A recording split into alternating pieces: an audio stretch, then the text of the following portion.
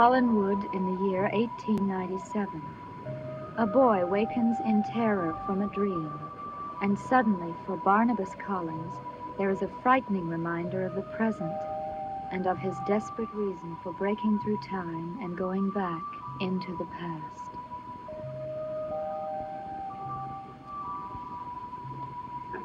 Barnabas, Yes, Judith. I'd like to speak with you. Well, could it wait a while? There's something I must attend to at the old house. Well, it's rather urgent. Something has happened that has disturbed Jameson a great deal. Now, I don't understand why it has disturbed him so, but I thought you might know. I might. Why? Well, you know everything about the family, who everyone is and was. And I thought you might know the name that has upset Jameson so. It's a name I can't place at all. Oh, what name is that? David Collins. Who is David Collins? Well, suppose you tell me what's happened to Tubbo, Jameson. Well, a little while ago, he had a dream. And he woke up from it screaming. Screaming what? Something I don't understand at all. He kept saying, David Collins is dead. David Collins is dead.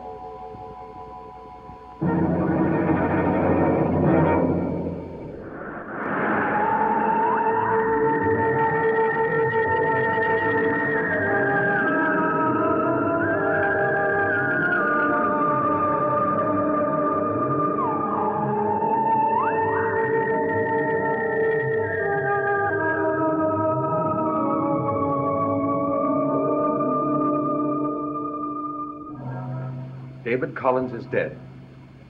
Are you sure that's what he said? Yes. He said it very clearly. What's the matter, Barnabas? You know who David Collins was, don't you? Even though he isn't listed in the family history. Barnabas, this family has lots of secrets. Is David Collins one of them? Is something he did deliberately being hidden? Judith, I can assure you that David Collins is none of the things that you are imagining. Who was he? I will have to speak to Jameson to find out what this is all about. He's finally gone back to sleep. Would you mind awakening him? This could be very important. If you say so. I'll bring him down to the drawing room.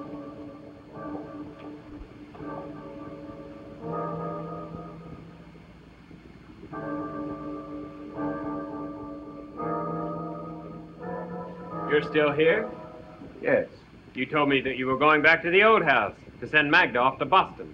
That was my intention when I left your room, but something's come up. What? Something to do with Jameson. He's upset. I'll have to talk to him and find out more about it.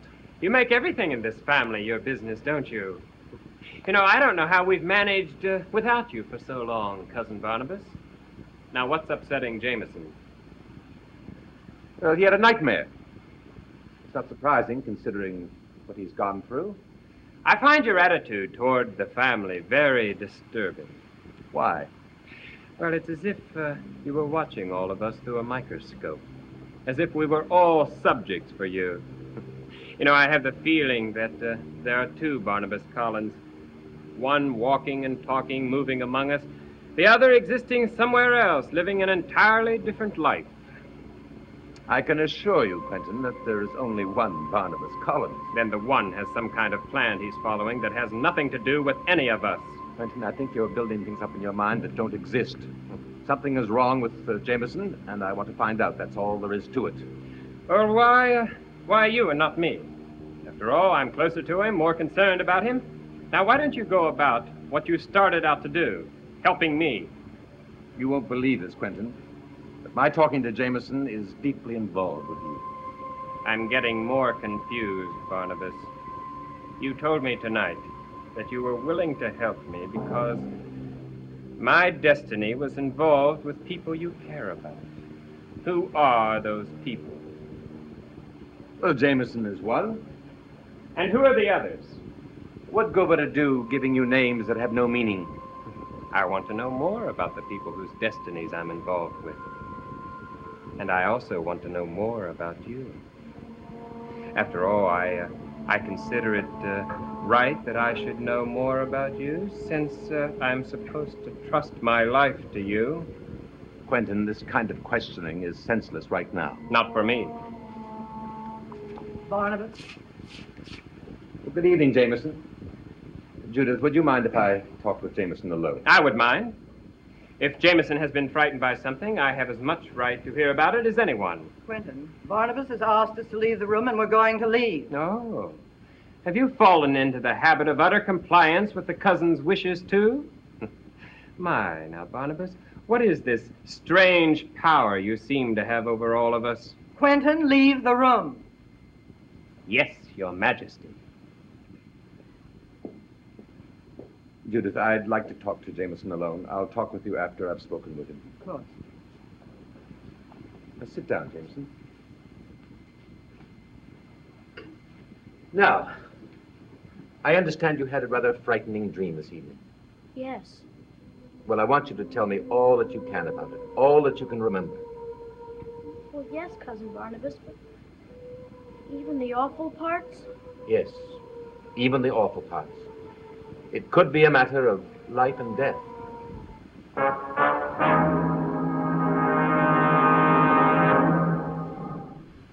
A matter of life or death, Cousin Barnabas?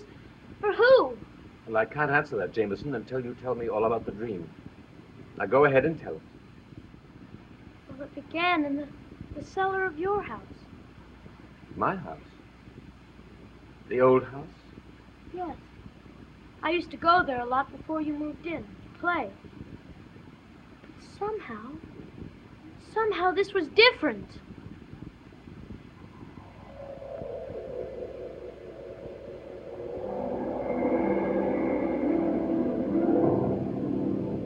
Everything was different.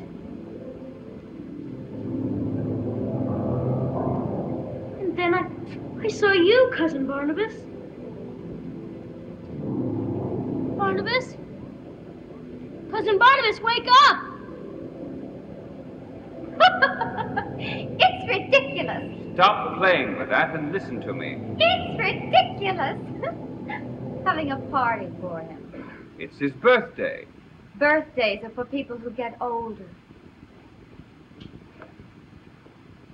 Ah, the table is very pretty. And he'll be pleased with the present you've given him. It isn't for him. It's for me. For you. To keep me company when David's gone. Will you be quiet? You can't keep it from him, you know. He'll have to find out sooner or later. Nevertheless, I forbid you to talk like that. I forbid you to talk like that. You're such a fool, Uncle Roger. He mustn't know. We mustn't ever let him know. He'll have to find out sometime, won't he? Yes. Be quiet, both of you. He's coming.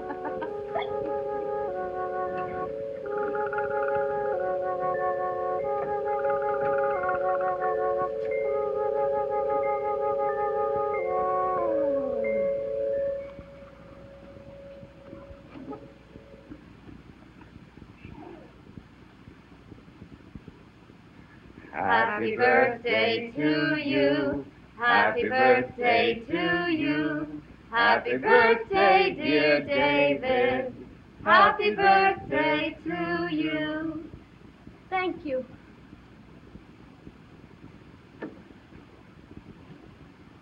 That's 4 happy birthdays all in one. Just think of it that way. What way? Be quiet. You don't want him to know, do you? No what? Nothing, darling, nothing. Look at the cake. Isn't it lovely? Yes, it is. Well, aren't you going to start cutting it? Well, I can't, not yet, Why not? because Barnabas and Quentin aren't here. Barnabas can't be here. He sends his regrets. Do you think he'll come to my next birthday?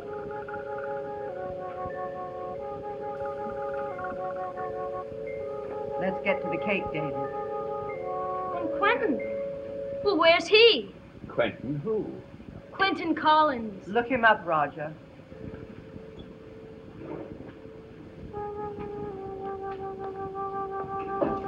Now, let me see. Under Q. No, I don't find a Quentin Collins listed here.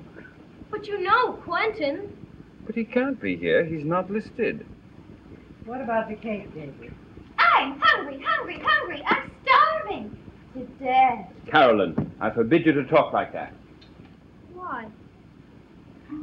This is a surprise party, David. And I know what the surprise is. What is it? Tell me. I'm forbidden. I'm frightened. You mustn't be. I had the cake made especially for you. Quentin, you've come. Quentin is here. Don't you see him? No. He's there. No one is here but us. And one of us isn't going to be here much longer, is he? But Quentin is here. He can't be here. He's not listed. I think we should light the candles. There isn't much time left. Carolyn. Quentin, you sit next to me. I knew that you'd come to my birthday. I knew that you wouldn't miss it. Why don't they see you?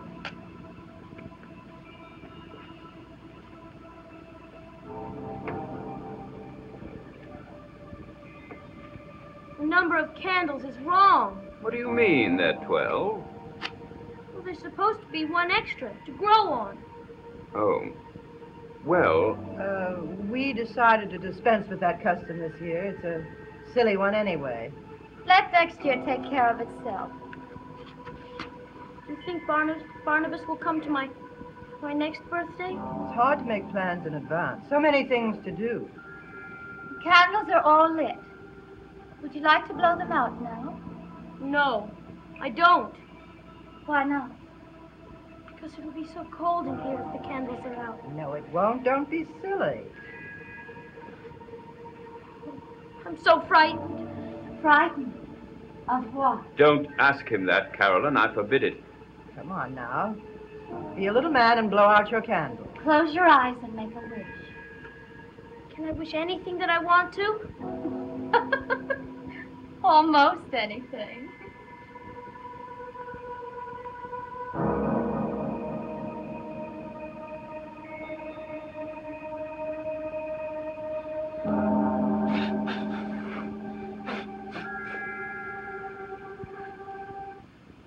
Where is everyone? Where did you all go? I told him I didn't want to blow out the candles. I told him that I was afraid. Afraid to be left alone in the dark. You're not alone, David. I'm still here. Oh, Quentin. I wouldn't leave you, David. I'll never leave you, even after it's all over. After what's all over? Your life. I promise you, David. I won't even leave you after you've died. Well, I'm not going to die for a very long time now. I'm only a little boy. You're a dying boy, David. No one else would tell you that, but you do have a right to know it. Why? Why did they all go away and leave me? The look of death makes the living very uncomfortable, David. I learned that. You will too. I don't understand. Why do you think they couldn't see me? I don't know. Because I'm dead, David. And you will be dead too, soon.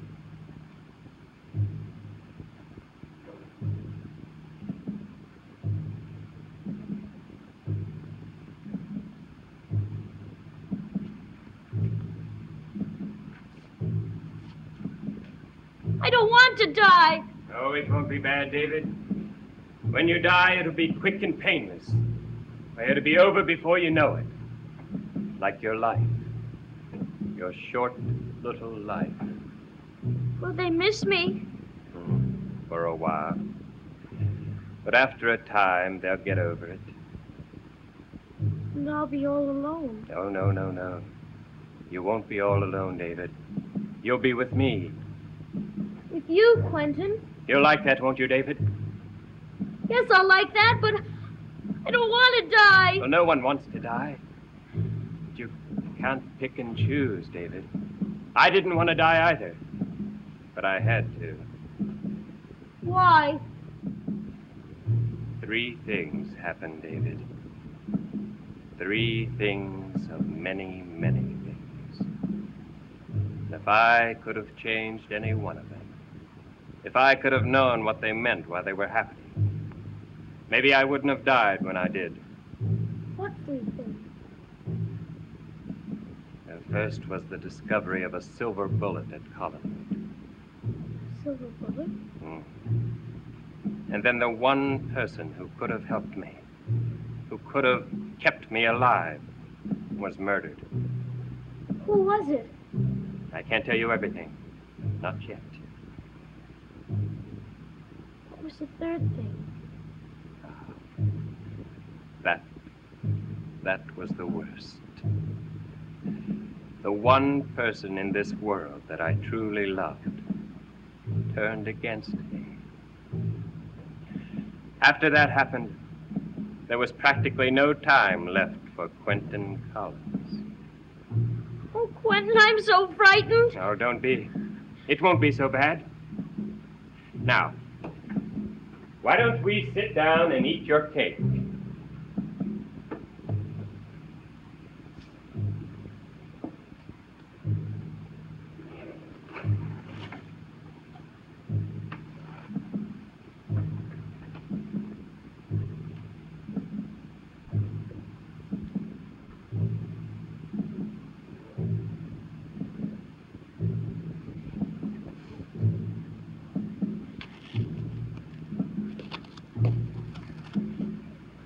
It isn't real. It's a make-believe cake for a make-believe birthday.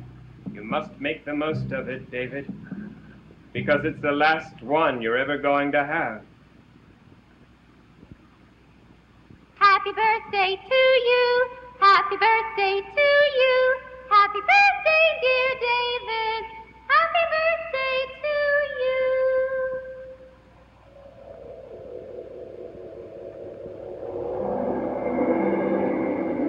And then, when the singing was finished, David Collins was dead. I woke up screaming because it was so frightening. Is all that was to the dream? Yes. Except for one other thing. What's that? Everyone was dressed so strangely. Except for Quentin. And he was dead in my dream. Why was Quentin dead in my dream? Jameson, no one can answer all the questions that come up in a dream. I have a feeling that you can. Well, I can understand some of it. I think you know all about it. I think you can answer all the questions. You know!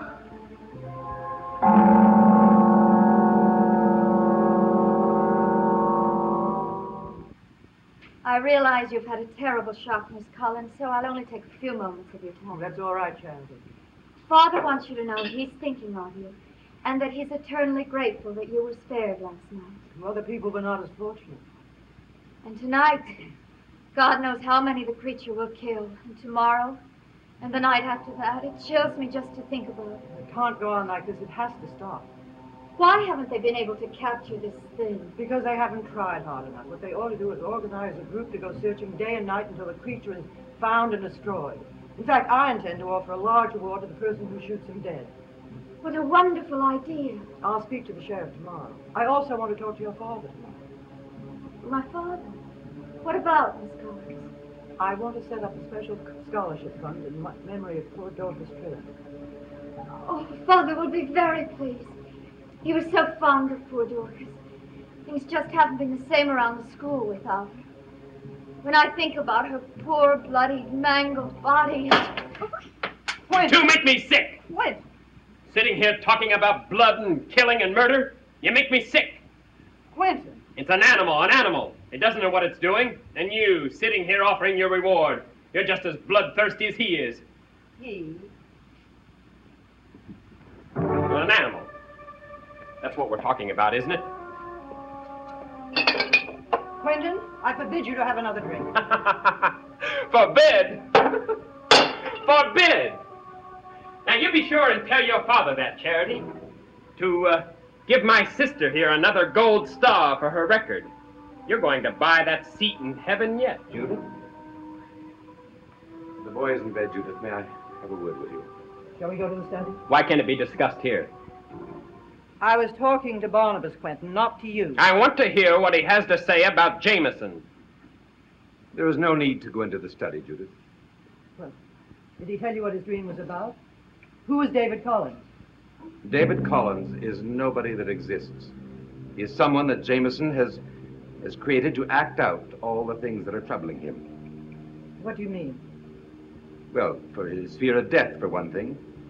A great deal of the dream is a recreation of what happened to his mother. But the dream was so real to him. Dreams always are when we are having them. It is only later when we have a chance to examine them that we see how they are a disguise for what is reality. For instance, in Jameson's dream, Jameson, well, he saw people as dressed in funny clothes, as if they were at a masquerade. Well, now that is the clue, you see. There is a disguise there for what he is thinking and feeling through the medium of this dream.